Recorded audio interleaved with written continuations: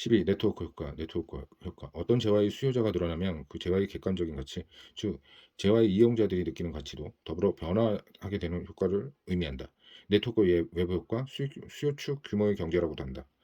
어떤 재화의 수요자가 늘어나면 그 재화의 객관적인 가치, 즉 이용자가 느끼는 가치도 더불어 변화하게 되는 효과를 말한다. 네트워크 외부 효과 또는 수요 측의 규모의 경제라고 한다. 자전거 좀 타는 사람들이 A사의 헬멧을 쓰네. 나도 하나 사야 되겠다. A사 헬멧을 썼다고 우리와 같은 레벨이라고 레벨이 같다고 생각하니 나도 동호회에 가입하고 싶습니다. 각 경제 주체는 만족도, 생산량, 이익 등 스스로의 목표를 극대화하고자 경제 활동을 한다. 그런데 경제 행위는 의도하지 않아도 종종 다른 경제 주체에게 영향을 미치게 된다. 외부 효과는 한 경제 주체의 행위로서 다른 경제 주체를 받게 되는 궁극적 또는 부정적 효과를 모두 의미한다. 효과는 글자 그대로 네트워크라는 특수한 특성으로부터 유발되는 외부 효과다.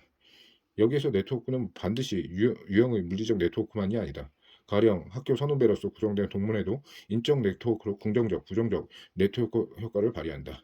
우선 동문회 가입자 수가 늘어날수록 인적 연대의 범위가 넓어져 모든 동문의 사회생활은 그만큼 유익해질 가능성이 높아지는데, 이는 궁극적인 네트워크 효과다. 다른 한편으론 동문회 회원수가 늘어날수록 빈번한 경조사 또는 크고 작은 마찰과 잡음이 발생하게 됨으로써 불편함을 초래하는 것도 부인할 수 없는 사실이다. 이는 부정적인 네트워크 효과다. 가입자가 1,000만 명 돌파함으로써 24시간 무료 영상 통화 서비스가 제공됩니다. 추천자는 더 많은 서비스를 하고 있습니다. 친구를 가입시켜 48시간 무료 서비스를 받아야겠군.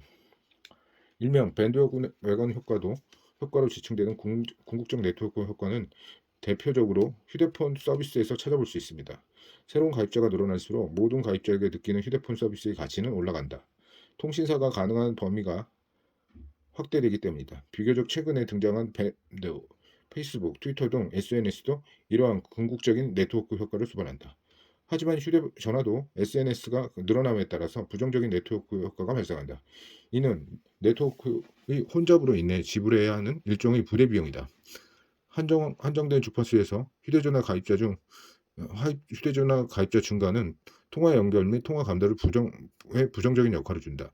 SNS 가입자 증가는 불확실한 신호 증가, 음란 게시물, 개인정보 노출 위험으로 인해 SNS의 효용성을 떨어뜨린다. 잠을 못 자겠는 걸 이번엔 누구야? 부정적인 네트워크 효과.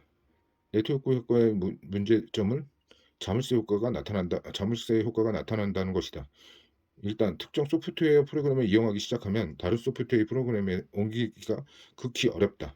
다른 프로그램으로 옮기는 것은 구축된 네트워크를 스스로 차단하는 행위로서 다수의 상호 연동성을 포기하는 것을 의미한다.